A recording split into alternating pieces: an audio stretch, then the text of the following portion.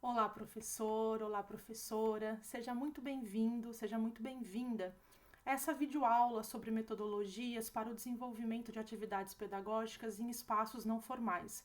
O nosso foco hoje é conversar um pouquinho sobre rotinas de pensamento. Eu sou Leia Camargo, formadora do Instituto Iungo, parceiro do Amazonas desde 2021 na formação continuada de professores, gestores e formadores da rede nos programas Nosso Ensino Médio e Itinerários Amazônicos.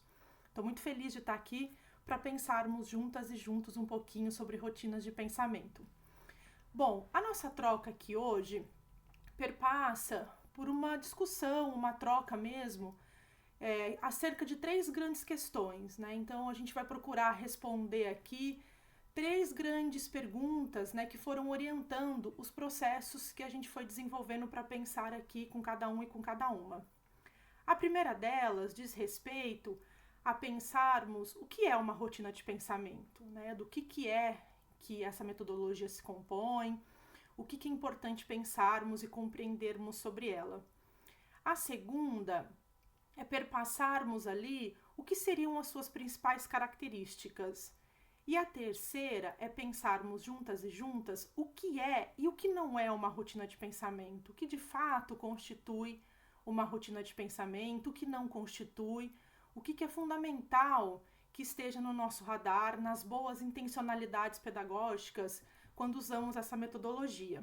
Então, para pensarmos aqui, a primeira pergunta, então, que norteia a nossa conversa, o que é uma rotina de pensamento, o que são rotinas de pensamento, a gente estruturou essa conversa aqui através desse livro, né, o Aprendizagens Visíveis, da Júlia Andrade, em que ela discute e ali traz grandes estudos sobre diferentes metodologias que apoiam, né, o processo de tornar visível as aprendizagens, ou seja, ela vai elencando ali um conjunto de metodologias que favorecem o trabalho de professores, professoras e inclusive de estudantes a compreender, a pensar e a identificar como é que eles aprendem, o que constituem suas aprendizagens. Bom, nesse processo, ela traz ali, logo no começo, né, uma das principais metodologias, a rotina de pensamento. Para a Júlia e para um conjunto de autores que vem ao longo dos anos pensando aí o que é uma rotina de pensamento e o que são como tornar as aprendizagens visíveis, ela vai trazer então que as rotinas de pensamento são fundamentalmente estruturas simples, né? Acho que isso é o ponto mais importante da gente pensar aqui. E simples não é simplista. Simples aqui é num sentido didático, num sentido que está a favor das aprendizagens, né? Por isso, para a Júlia e para o grupo de autores que ela estuda, as rotinas de pensamento são essa metodologia, esse caminho para tornar visível essas aprendizagens. Então, é muito num sentido simples aqui, daquilo que é didático, daquilo que favorece as boas aprendizagens, e não simplista num sentido de reduzir, num sentido do esvaziamento, muito pelo contrário. Então, nesse movimento, a Júlia propõe que, além de uma estrutura simples, as rotinas de pensamento, né, elas constituem ali um conjunto de perguntas ou de etapas, de sequências que podem ser usadas de modo isolado, né, ali unicamente boas grandes perguntas ou grandes etapas, ou num conjunto de boas perguntas e de boas etapas que colocam ali, né, os bons movimentos de reflexão em jogo. E no fundo, né, as rotinas de pensamento, elas têm, né, como um elemento ali, quase como da sua gênese, serem práticas, né, elas precisam ser fáceis de lembrar e, ao mesmo tempo, elas precisam garantir esse movimento, né, de instigar ali diferentes percepções, diferentes processos, tanto mentais quanto emocionais. Ou seja, o que ela está nos convidando a pensar aqui? Que as rotinas de pensamento, o que está em jogo, né, é promover ali que o estudante traga as suas percepções, né, numa estrutura que está baseada de forma ali muito estruturada através de três grandes verbos, né, que nos levam a processos, etapas, a perguntas, assim como também a habilidades, que é o de questionar, o escutar e o documentar. Então tem sempre um movimento de questionar, que pode ser numa boa pergunta, numa boa etapa, com o uso de imagem ou não, diferentes recursos para mobilizar essa pergunta, para instigar esses processos que a Júlia coloca aqui. Um bom processo de escuta, então como é que a partir do questionar, a escuta se constitui como um movimento pedagógico a serviço das grandes aprendizagens, das aprendizagens significativas, de tornar as aprendizagens visíveis, e o documentar. Então como é que a gente vai, né, garantindo que os estudantes documentem a sua própria jornada, o seu próprio processo de aprender, e que eles possam, através desse documentar, né, também questionar como aprendem, a escutar sobre os seus processos. Então, esses 3 grandes verbos aqui são compreendidos numa perspectiva muito dialética. No fundo, é desse movimento que Júlia nos propõe a pensar aqui. Né? Como é que dialeticamente isso nunca vai ter fim, porque a aprendizagem é contínua, ela nunca está pronta. Mas é desse movimento de garantir uma estrutura que permita que o estudante se perceba ali, perceba a sua aprendizagem, perceba como ele vem aprendendo. Então, as rotinas de pensamento também constituem bons movimentos, bons caminhos de metacognição, né? Pensar como estamos aprendendo, o que está em jogo ali. Nesse sentido, as rotinas de pensamento se constituem em 3 grandes conjuntos de propósito, né? Ou seja, a grande serviço de que elas estão, né? Então, o primeiro conjunto seria ali boas rotinas de pensamento também nos ajudam a pensar introdução, movimentos de introdução e exploração. O que a Júlia quer dizer com isso ali no livro dela? A gente pensar que uma rotina de pensamento, ela também permite que a gente comece bons movimentos na escola, num sentido de instigar a curiosidade, de levantar hipóteses, num sentido de mobilizar as ideias que estão em jogo para cada estudante ou para o grupo todo, né? Então, percebam como a rotina não precisa estar ligada, a rotina de pensamento, a um processo que teve fim, né? Muito pelo contrário, o que está em jogo é o processo de aprendizagem. Então, ela pode ser esse bom movimento de começar uma aula, de começar um projeto, de iniciar, né, um movimento de aprendizagem, uma sequência didática, independente do formato que a gente está pensando, mas é a serviço também de pensarmos movimentos de introdução e de exploração que estejam conectados com os interesses dos jovens, né? Há uma potencialidade muito interessante da gente pensar como é que a gente pode olhar para as rotinas de pensamento com essa perspectiva de introdução e de exploração, para pensar, por exemplo, o que os estudantes querem, né? Onde é que estão os interesses dos jovens e das jovens? O que dentro dos meus próximos objetos de conhecimento estão os interesses? O que eles querem aprender? Como eles querem aprender, né? Então, e também o que eles já sabem, né? É um movimento super importante de diagnóstico aqui que a gente pode pensar que as rotinas de aprendizagem também nos oferecem. O segundo conjunto é para pensarmos processos de sistematização, né, e também de mobilização ali, de promoção de boas ideias, de análises e da metacognição. Então, que os estudantes possam pensar ali e sistematizar as suas grandes ideias, né, como é que eles estão percebendo alguma coisa, um processo, um fenômeno, um conceito, né? A gente pode ligar ali a todos os objetos de conhecimento, assim como a gente também pode ligar as quais são as percepções, as análises, né? Acerca do próprio território dos estudantes, acerca da sua realidade, da sua vida cotidiana como um objeto de conhecimento mesmo. E o terceiro seria para pensarmos ali com o propósito de aprofundamento, né? Aprofundamento de ideias, de conexão, de hipótese, de relação, de comparação. O que é interessante a gente pensar esse grupo do aprofundamento? Percebam como esse conjunto, né, ali do que está em jogo para as rotinas de pensamento de aprofundamento, a gente consegue pensar ali em propostas que nos mobilizam, independente da área do conhecimento, a relação, né, constituir relação com boas habilidades que são importantes da área, né? Então, independente da nossa área do conhecimento, constituir conexão, né, processos de elaboração de hipótese, de relação e de comparação são habilidades importantes que estão em jogo, né, que são grandes entregas que estão propostas lá da BNCC. Claro que cada área vai trazer isso à luz dos seus objetos de conhecimento, né, a serviço do desenvolvimento de competências e habilidades, mas como as rotinas de pensamento não precisam estar atreladas necessariamente a objetos de conhecimento, como as rotinas de pensamento também podem ter propósitos, sim, de trabalhar objetos de conhecimento, mas também de trabalhar habilidades.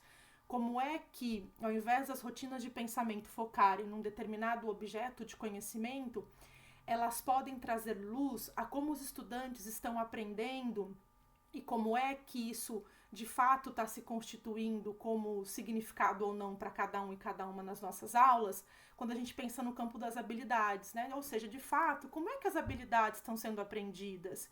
Como é que a gente olha para um campo de habilidades que a gente precisa dar conta e vai garantindo aprofundamentos? Bom, eu percebo, então, vou trazer uma rotina de pensamento para a gente entender ali as habilidades que estão relacionadas à relação, à comparação. Olha, percebi que as relações foram estabelecidas, mas a comparação não. Então, como é que a gente pode, usando das próprias rotinas de pensamento, como evidências dessa aprendizagem, né, para orientar a nossa mediação docente, mas para que o estudante também perceba aonde ele precisa chegar, né? Então, é a serviço de boas intencionalidades. Então, quando a gente pensa esses três grandes conjuntos de aqui que mobilizam, né, os grandes propósitos de uma rotina de pensamento, no fundo, o que está em jogo são grandes intencionalidades pedagógicas, né? Toda grande aula, a gente tem ali o que de fato está em jogo, né? E se nós olharmos ali o processo de introdução, de sistematização, mobilização, aprofundamento, constituem ali toda uma jornada de aprendizagem que tem começo, meio e fim. Então, como é que a gente garante esse movimento, né?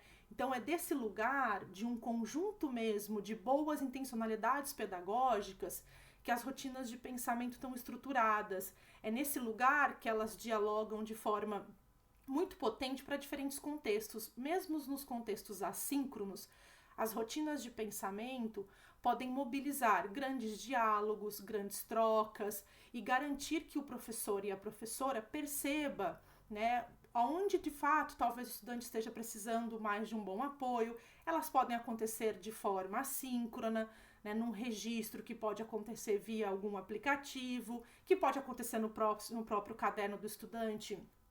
E de tempos em tempos o professor olha para aquilo e vai acompanhando como foi o processo, a rotina mesmo do estudante de pensar sobre o seu pensar, sobre a sua aprendizagem, né? Então, elas se adaptam, elas dialogam com diferentes contextos. E aí, para a gente responder a nossa segunda pergunta, né, quais são as principais características de uma rotina de pensamento, acho que a gente pensa em 4 grandes pontos, né? Então, a rotina de pensamento, ela tem essa grande intencionalidade, ela tem como gênese processos de reflexão, né? Então, uma reflexão do aprender, sobre o aprender, como aprender, né? Uma reflexão sobre objetos de conhecimento, sobre habilidades, enfim, independente do foco que ela vai ter, o que ela mobiliza é uma reflexão, né? Uma reflexão que está pautada sim ali numa intencionalidade pedagógica. Eu quero uma reflexão de aprofundamento, eu quero uma reflexão ali de introdução, de que tipo de reflexão eu estou falando, mas é essa grande habilidade que está em jogo aqui, esse grande processo que está em jogo quando a gente pensa numa rotina de pensamento. E ela é, né, como a gente já viu, ela é simples, né, e não simplista. Ela precisa ali, né, ser autoexplicativa. Então o estudante, a estudante, o professor e a professora precisa ler e entender o que vai acontecer, precisa estar, as comandas precisam ser claras, né? Então a rotina precisa ter essa clareza, ser objetiva. Elas não necessitam de conhecimento prévio ou experiência, né? Então, olha, eu nunca fiz, não tem nenhum problema. As rotinas de pensamento, né, a gente vai dando gradação a elas, porque elas nunca estão 100% prontas. A gente tem diferentes modelos, mas esses diferentes modelos podem ser apenas caminhos de inspiração para que cada um e cada uma componha a sua própria rotina de pensamento. Então, você, professor, professora, pode começar com uma rotina de pensamento que está pronta, um modelo já estabelecido, mas pode e deve criar as suas próprias rotinas de pensamento que dialoguem com o contexto que você está vivendo, né? Se você está no contexto assíncrono, ou quando o assíncrono passar e você voltar para o contexto, né, da sala de aula presencial, que dialogue com as pertenças do seu território, que dialogue com aquilo que está no radar de interesse da sua sala de aula, né? Então, elas não precisam ter esse conhecimento prévio nem por parte de professores, professoras e dos estudantes e das estudantes, assim como elas também não necessitam dialogar necessariamente com conhecimento prévio que vem de objetos de conhecimento, muito pelo contrário. A gente pode pensar, por exemplo, numa rotina de pensamento que dialogue com um objeto de conhecimento que você quer mobilizar, uma temática, e a gente pensar quais são as hipóteses que os estudantes e as estudantes elaboram, né? Não precisa ser um conhecimento que está estabelecido. Olha, dentro disso, né, você imagina que, você gostaria que, então a gente pode pensar. E normalmente, né, para dar conta desse movimento que pode ser e deve ser de muita autoria, criação docente, que dialogue com os diferentes momentos da aprendizagem, quando está começando, já está no meio do caminho ou no processo final, elas têm uma estrutura de uma tríade. Podem ser tríades, né? Uma tríade de 3 perguntas ou 3 conjuntos de perguntas que tem, né, grandes estruturas ali. Podem ser 3 etapas, mas de modo geral, isso é uma regra fixa? Não, não é uma regra fixa.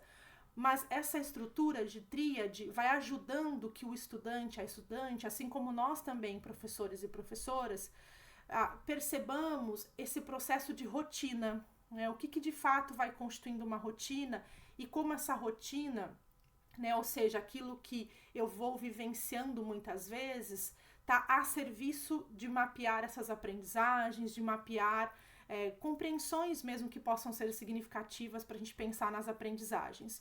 Então, nesse sentido, as rotinas de pensamento convidam os estudantes de qualquer idade, ou seja, eu posso pensar ali num processo que se inicia na educação infantil e vai até a universidade, né? Não é unicamente para o ensino médio, mas que convida o estudante, a estudante, a esse lugar de um observador atento, né, a organizar as suas ideias, a raciocinar cuidadosamente e a refletir sobre como, né, os estudantes, as estudantes vão dando sentido às coisas que estão ao seu redor e às coisas que eles mesmos fazem. O que de fato está em jogo aqui nesse movimento que a Júlia nos convida a pensar?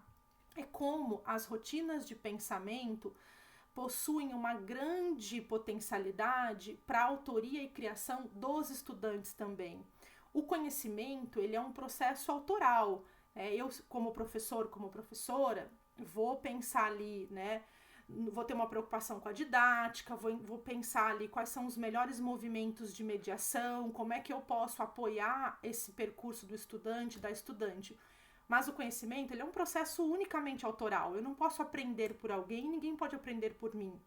Então, quando a gente pensa nas rotinas de pensamento, é sempre também importante pensarmos como elas têm uma potencialidade que o estudante seja ali um autor de pensar a sua própria aprendizagem, como ele percebe a sua aprendizagem, quais boas perguntas ou reflexões ele pode mobilizar ali acerca da sua própria aprendizagem, como é que ele pode olhar para o seu próprio processo e pensar, né, como é que isso tem feito, quais sentidos ele dá para aquilo que ele está aprendendo, para como ele está aprendendo, né, quais relações o estudante, a estudante estabelece entre o que ele está vendo na sala de aula ou o que ele está vivenciando num contexto remoto com a sua realidade, como é que ele vai dando sentido a isso, né? Então, nesse sentido, a rotina de pensamento, ela sempre evoca essas boas reflexões. Aqui eu trouxe um exemplo para pensarmos juntas e juntos, né? Mas há uma infinidade de movimentos que a gente pode fazer de boa mobilização, né? Então, aqui a gente tem esse exemplo da imagem para pensarmos aqui, né? Então, a gente pode pensar numa imagem como grande mobilizadora. A gente pode colocar uma imagem que, sim, tem uma boa intencionalidade pedagógica, a gente sabe por que ela está ali, mas com perguntas, com uma estrutura como essa rotina de pensamento, por exemplo, que dialoga com o vejo, penso e o pergunto, né? Então, o que eu vejo, o que eu penso do que eu vejo, o que eu pergunto, eu suponho, eu imagino com base naquilo que eu vejo. Então, nessa imagem, a gente pode pensar naquilo que é visível ou não, né? O que é visível ou o que eu entendo que é, o que de fato eu vejo. Será que o estudante vai ver ali o seu contexto, né, no contexto da estiagem, ou ele vai ver fenômenos biológicos que estão postos ali, ou ele vai dialogar com o ciclo da água? Como é que ele vai dialogar com isso? O que ele vê? Né? E o que isso tem de potente para nós, professoras e professores?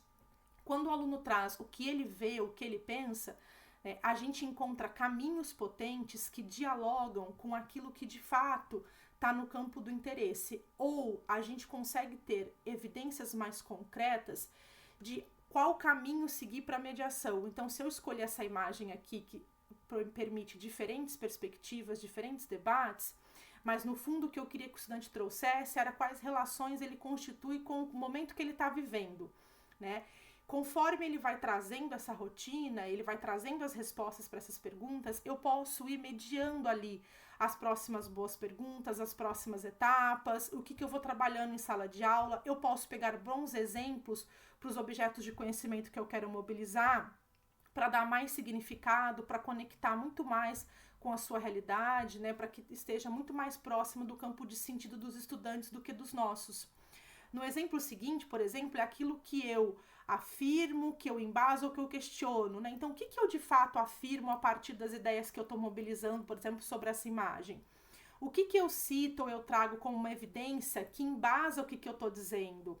E por último, o que eu vou questionar ou eu vou criar de hipótese aqui a partir daquilo que eu afirmo em base? Então, percebam a sofisticação do debate que está em jogo aqui, que pode tornar visível como o estudante aprende, como ele faz relações entre, por exemplo, essa imagem e as suas aprendizagens e o seu território, como aqui mobiliza, por exemplo, se o estudante está criando, né, está desenvolvendo essas habilidades, né, de relacionar, de elaborar hipóteses que estão previstas para todas as áreas na BNCC. E aí, para pensarmos juntas e juntas, então, o que é e o que não é uma rotina de pensamento, né? Então, a rotina de pensamento, elas são exercícios ou perguntas e respostas, né?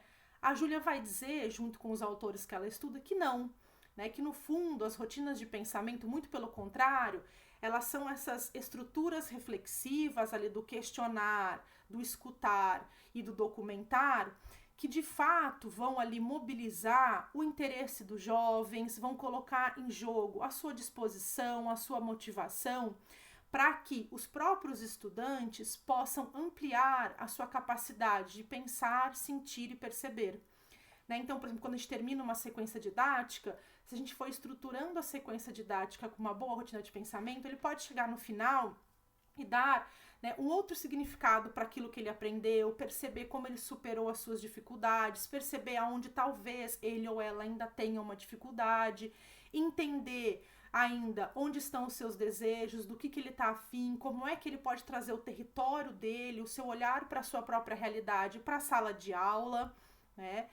Aí, a segundo ponto para pensarmos aqui juntas e juntos é se uma rotina de pensamento, né, as respostas que os estudantes trazem ali podem ser utilizadas como uma avaliação, né? Não, muito pelo contrário.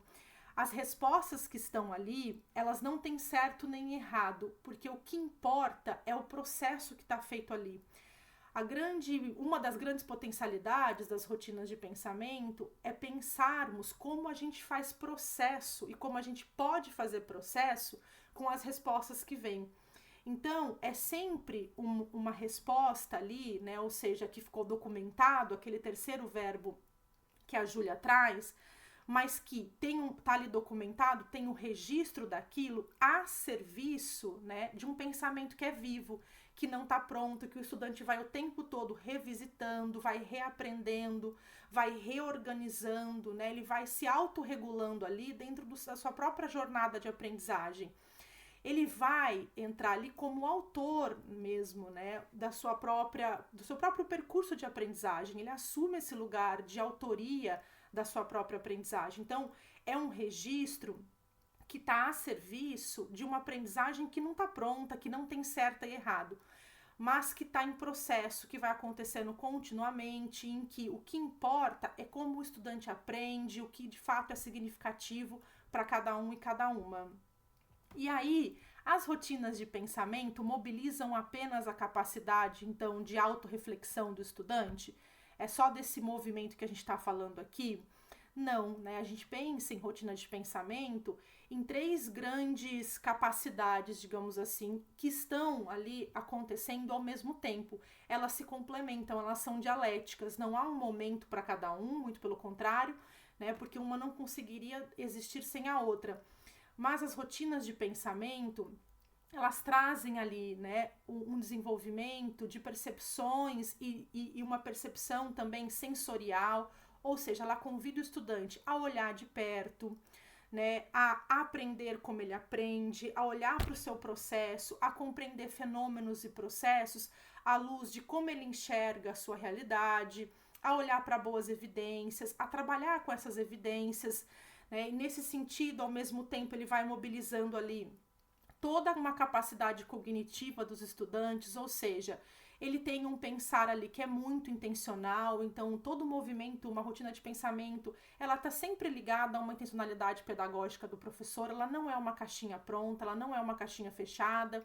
A gente pode sim pensar num modelo pré-estabelecido, mas a gente também deve constituir as nossas próprias rotinas de pensamento que dialoguem com as nossas intencionalidades pedagógicas, que às vezes numa turma específica é uma e na outra a gente já está num outro movimento, as turmas nunca são as mesmas, né? Então, elas também mobilizam ali, né, o estudante para pensar ali como é que de fato ele vai constituindo as relações, como que ele observa processos e fenômenos, como é que ele reflete sobre o seu próprio processo de observação, como ele olha para as evidências que estão ali e faz processo com isso. E para complementar, como é que de fato os estudantes vão mobilizando ali, né, vão vivenciando as suas capacidades motivacionais, no sentido de que emoções estão ali, né, como é que ele dialoga com os diferentes contextos, com os diferentes pontos de vista, né, como é que ele pensa o diferente, a diferença, né, então como é que todo esse conjunto, né, também ali muito socioemocional, entrar a serviço do estudante como esse protagonista da sua própria aprendizagem, da sua própria jornada de pensamento. E as rotinas de pensamento, então, são estratégias voltadas apenas aos estudantes, né? Não, muito pelo contrário, né? As rotinas de pensamento, elas envolvem ali, elas estão postas todo um movimento que é dialético entre estudantes, professoras e professores. Ele não acontece, porque uma vez que os estudantes mobilizam, não acontece sozinho, né? Isso que eu quero dizer.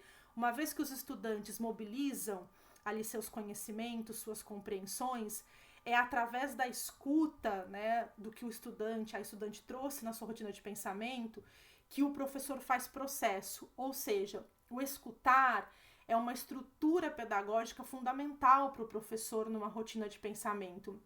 Porque a partir do escutar, professores e professoras, né, trabalham, fazem processo com os registros que foram feitos ali, com essa documentação que o estudante produziu, e vão constituindo novas camadas de sentido, vão pensando, né, ali em todo um planejamento com mais intencionalidade, com intencionalidades reais, que dialogam com o que e como os estudantes estão aprendendo, que garantam espaços para os estudantes trazerem ali seus desejos, né, suas percepções.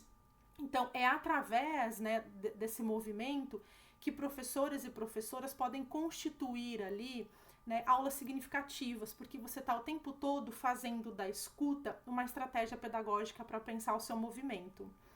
Bom, e agora, para a gente olhar com um pouquinho mais de ênfase para as áreas de conhecimento, eu convidei algumas colegas especialistas, cada uma de uma área do conhecimento, então nós vamos passar aqui pelas áreas do conhecimento, para que cada uma delas realizasse, né, o seu processo de autoria e criação docente sobre alguns caminhos possíveis de trabalho com as rotinas de pensamento na sua área de conhecimento. E eu também queria convidar você, professor, professora, a conhecer ali a autoria e a criação docente das minhas colegas especialistas de área, mas também aí pensando aí como é que você vai dialogando com a sua área de conhecimento, com a sua vivência e com os seus processos.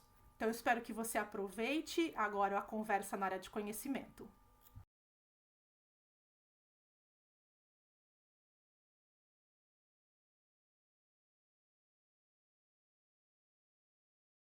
Olá, professor, olá, professora, seja muito bem-vindo, seja muito bem-vinda na continuidade da videoaula sobre metodologias para o desenvolvimento de atividades pedagógicas em espaços não formais, um olhar para as rotinas de pensamento, e aqui agora a gente vai dar um foco na área de Ciências Humanas Sociais Aplicadas. Eu sou a professora Leia Camargo, formadora da área de Ciências Humanas aqui do Instituto Iungo.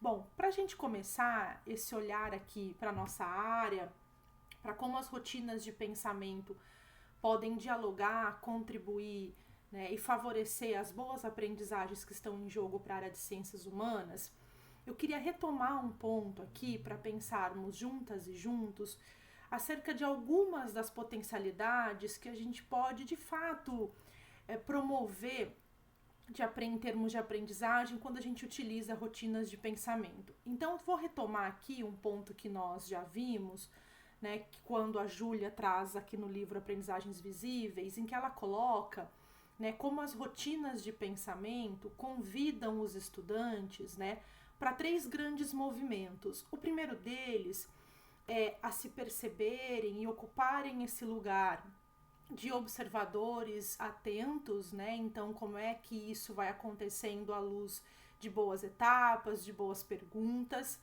como esse movimento de observadores atentos os convidam também a organizar as suas ideias e como isso também vai acontecendo à luz de boas intencionalidades que a gente vai garantindo ali. E a também raciocinar cuidadosamente, ou seja, a pensar sobre o pensamento, algo tão importante para a área de ciências humanas sociais aplicadas. Dentro de tudo isso, os estudantes, ao vivenciarem esses 3 grandes movimentos, né, eles também se colocam ali num lugar de profunda reflexão, né, de como eles vão dando sentido às coisas e a tudo que está ao seu redor. Então, a gente coloca, né, aquela tríade que nós já vimos ali, do questionar, escutar e documentar, em jogo para os objetos de conhecimento, mas também para os interesses, para os processos de autoria e criação de cada um dos estudantes, de cada uma das estudantes, onde estão os interesses, né, as possíveis dificuldades que cada um e cada uma podem estar vivenciando ali. Então, as rotinas de pensamento, elas têm esse movimento muito dialético entre professores e estudantes. Ela não acontece só numa via de mão única, né? Ela é uma via de mão dupla, em que o professor e a professora vai o tempo todo fazendo o processo com aquilo que os estudantes vão trazendo nas suas reflexões, vão trazendo ali, né, nos movimentos que eles vão vivenciando nas rotinas de pensamento. E também, né, coloca os estudantes, as estudantes, a fazer processo com isso, nesse movimento de metacognição das suas aprendizagens. Então, é desse lugar um pouquinho, né, que a gente está pensando as rotinas de pensamento aqui, principalmente pensando aqui para a área de ciências humanas sociais aplicadas, como as rotinas de pensamento são estratégias muito potentes, muito interessantes para um processo de investigação de um objeto de conhecimento e principalmente, né, de quais relações entre os objetos de conhecimento e a vida real os estudantes vão colocando em foco, né? Quando a Júlia coloca ali no livro, né, que eles vão observadores atentos, vão organizando as suas ideias, né, num processo de organização profunda de como é que o processo da aprendizagem vai acontecendo e a raciocinar cuidadosamente e a refletir sobre como eles percebem tudo isso ao seu redor, é dessa relação entre conhecimento, entre os objetos de conhecimento e território e vida real, né, que a Júlia está falando aqui, como é que as rotinas de pensamento podem nos ajudar a pensar sobre isso. E por que é muito interessante, né, dentre muitos aspectos, é a gente pensar, né, que há uma coisa muito importante que pode nos apoiar aqui, né, nos estudos, em especial nesse contexto da estiagem, quando a gente utiliza a rotina de pensamento. Ou seja, Como que os estudantes e as estudantes vão compreendendo o seu entorno e construindo relações significativas com aquilo que eles estão vivenciando nas aulas, sejam elas assíncronas, independente do meio. Como é que eles estão conseguindo pensar a sua própria realidade, pensar, por exemplo, o contexto da estiagem à luz do que está sendo vivenciado, como os objetos de conhecimento da nossa área, independente do componente, estão sendo compreendidos e os estudantes vão conseguindo dar sentido a eles dentro desse contexto, né? Então a gente pode pensar boas estratégias de mediação e convidar principalmente o estudante também a olhar para esse movimento de autoria e criação. A gente já conversou um pouquinho como a gente tem uma série de modelos prontos, né, para pensar as rotinas de pensamento, mas o quanto as rotinas de pensamento também podem e devem se constituir nesse movimento de autoria e criação de professores e professoras, mas dos estudantes e das estudantes, né? Então, o quanto professores e professoras podem pensar suas próprias rotinas de pensamento, quais serão as boas etapas, as boas perguntas que cada um e cada uma entende, que dialoga melhor com aquilo que está acompanhando de cada classe, de cada estudante, de cada escola que dá aula, porque são diferentes contextos, diferentes movimentos, e também convidar os estudantes, né? O conhecimento, a aprendizagem é um processo autoral. Eu não posso aprender por ninguém, ninguém pode aprender por mim. Então, como é que a gente também convida os nossos estudantes a elaborarem as suas próprias rotinas de pensamento, evidenciando ali, né, os seus desejos, os seus interesses e como é que eles vão também, né, trazendo pontos que são importantes para nós para pensarmos boas mediações. E aqui a gente vai fazer um exercício na área, né, como é que a gente pode trabalhar uma rotina de pensamento. É uma rotina que já existe, é um modelo pronto, né? Tá lá no livro da Júlia, inclusive. O título original é uma rotina de pensamento 4Cs, deriva, né? Porque é uma rotina de pensamento da língua inglesa, então as quatro estruturas ali são postas com palavras no inglês, por isso Cs, mas para nós, em português, é uma rotina que vai trabalhar com conexões, conceitos, desafios e mudanças. Né? Então, o primeiro movimento é convidar os estudantes, as estudantes, a pensarem quais conexões eles estabelecem a partir de um texto ou de um objeto de análise com a realidade, com os conhecimentos que eles já possuem, né? Ou seja, eu vou tomar ali um objeto como análise, que pode ser um texto, pode ser uma imagem, pode ser a própria realidade, né? Mas eu vou tomar um objeto como análise e a partir dessa análise eu vou convidar estudantes a pensarem ali quais conexões eles vão estabelecendo com os seus conhecimentos prévios, ou seja, o que eles já sabem, né? Quais conexões eles vão estabelecendo. Para a partir disso, eles pensarem ali nos conceitos, ou seja, a partir dos conhecimentos que eu elaborei ali, como é que eu vou definir, vou caracterizar o conceito ou os conceitos que eu entendo que estão em jogo ali, né? Que dialogam com aquele objeto de análise. A partir disso, eu vou pensar, né? Eu vou para uma discussão ali para dialogar, para refletir de forma profunda quais desafios de fato estão em jogo, né, quando eu vou olhar para esse conceito e eu vou entender esse conceito na minha vida prática, né, como é que eu trago esse conceito para a minha realidade. Bom, eu não consegui fazer ainda, o que será? Por que eu não consigo fazer? Né? Então é esse movimento de pensar os desafios, de transpor o conhecimento para a vida real dos estudantes. E por último, é esse movimento denominado de mudanças que convida os estudantes a refletirem sobre quais mudanças mesmo eles gostariam de vivenciar, né, nessa nova reflexão, ou seja, que passo outro é esse que eu quero dar nesse movimento que vem sendo desenvolvido. E aí, num exercício da gente pensar aqui como é que isso pode, né, ser feito nas nossas salas, eu tomei como ponto aqui para escolhermos os objetos de conhecimento o documento de repriorização curricular. Então, eu peguei ali, né, uma unidade temática do primeiro ano, uma do segundo e uma do terceiro. Vocês vão perceber que eu fui mesclando, né? Nós não temos o mesmo componente que lidera ali as unidades temáticas.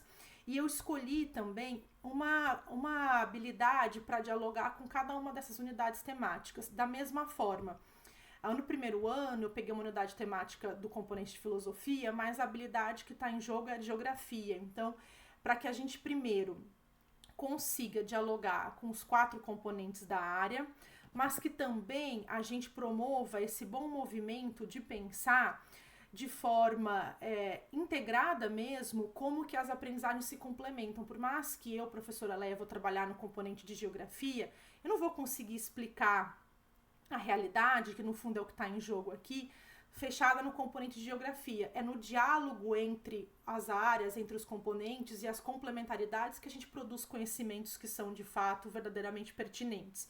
Então, eu tomei aqui esse movimento, né? A gente vai olhar. Então, por exemplo, no primeiro ano, utilizando essa rotina de pensamento, tendo a unidade temática, né? Sociedade, política e ética, a gente tem uma habilidade ali que faz o seguinte movimento de identificar, analisar e comparar. Então ele já traz ali o comparar com força, né? E aí ele vai pedindo que isso seja feito em diferentes linguagens, né? E que os estudantes vivenciem ali os conhecimentos. Então, pensando ali nessa unidade temática, sociedade, política e ética, e olhando um pouco, por exemplo, os objetos de conhecimento que estão envolvidos ali, um movimento possível seria o de convidar os estudantes a pensar o que sociedade, política e ética tem a ver com o contexto da estiagem, quais conexões entre o contexto que eles estão vivenciando, né, e que está posto ali na vida real de cada um, eles conseguem construir, eles começam a elaborar entre sociedade, política e ética, ou seja, qual seria o objeto de análise aqui para a gente trabalhar a sociedade, política e ética? A realidade, a vida real dos estudantes. A estiagem, né? Esse mesmo exercício pode ser feito para todos, mas vamos tomar aqui primeiro o primeiro ano.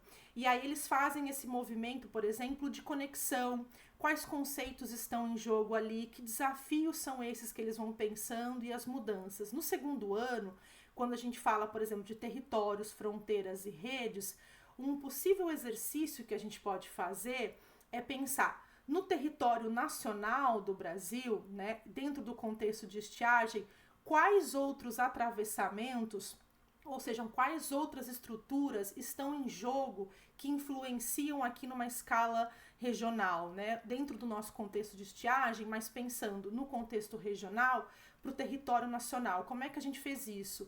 Aqui, por exemplo, essa habilidade, né, de conhecer e valorizar a identidade amazônica, mas também entendendo toda uma diversidade que existe ali sociocultural e étnica, no sentido de como a gente compreende a nossa realidade, mas a entende à luz, por exemplo, de pensar territórios, fronteiras e redes, né? Como é que a gente poderia olhar, por exemplo, para a estiagem e convidar os estudantes a promover as suas conexões, depois a compreender ali os seus conceitos, desafios e mudanças na mesma rotina, mas olhando, por exemplo, o que a nossa realidade regional nos convida a pensar no diálogo com o território nacional. Ou seja, se eu tomar o território aqui como esse conceito nacional, né, como é que eu posso pensar todas as relações de fronteiras e redes que estão em jogo aqui? De que redes nós estamos falando? De redes de matérias, de pessoas, de fluxos, do capital, né? De que movimentos são esses? São redes de produção? De que redes a gente está falando que influenciam, por exemplo, no contexto da estiagem? Quando eu estou falando de fronteira, o que existem nas fronteiras? A gente está falando de uma fronteira político-administrativa, de uma fronteira agrícola, de uma fronteira de reserva ambiental? De quais fronteiras a gente quer discutir aqui para o contexto, por exemplo, da estiagem? E para o terceiro ano, na unidade temática de economia e trabalho, é pensar, né, o que o contexto econômico mundial nos impõe de desafio para pensarmos avanços e aí, né, todas as problemáticas que envolvem o meio ambiente, e à luz disso, como a gente vai constituir formas de trabalho que dialoguem com isso, ou seja, quais conexões, conceitos, desafios e mudanças os estudantes vão desenvolvendo, né, para pensar. Há um contexto de economia mundial, há uma forma de produzir capitalista e quais relações outras, né, de trabalho a gente pode ir constituindo, pensando ali na habilidade de analisar, comparar, olhar para os indicadores e para a realidade. Então esse foi um exercício que eu pensei aqui para pensarmos juntas e juntos, né, uma possível forma de trabalhar as unidades temáticas no diálogo com os objetos de conhecimento que estão ali, mobilizando boas habilidades e que atravessam os 4 componentes da área. E agora eu queria convidar você, professor, e você, professora, a elaborar suas próprias rotinas de pensamento, o que você faria, quais rotinas você gostaria de propor para cada uma das suas turmas.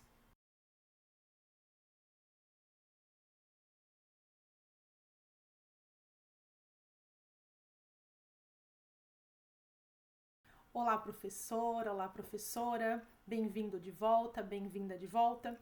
Espero que o diálogo com as especialistas de área tenha feito sentido, que tenha conectado com a sua prática, com os seus fazeres docentes. Bom, nessa videoaula, nós olhamos para 3 grandes movimentos, né? Tivemos 3 grandes propostas para pensarmos aqui juntas e juntos. O primeiro foi colocarmos aqui em foco quais são as potencialidades do trabalho com as rotinas de pensamento, né? Ou seja, quais concepções estão em jogo quando eu penso o trabalho com as rotinas de pensamento, quais movimentos são possíveis, o que eu vou garantir, como é que eu penso rotinas de pensamento pautadas, né, em grandes intencionalidades pedagógicas, como eu garanto espaço para autoria e criação docente de cada um e cada uma de nós, assim como dos estudantes, das juventudes que estão em sala de aula, como eu posso conectar as rotinas de pensamento com os diferentes contextos, com os territórios, para que de fato o exercício da metacognição possa acontecer, para que o estudante e a estudante perceba como aprende, que movimentos são esses, mas que conexões também são essas que cada um e cada uma constrói entre a sua aprendizagem, o seu território, a sua vida cotidiana, né, as suas pertenças.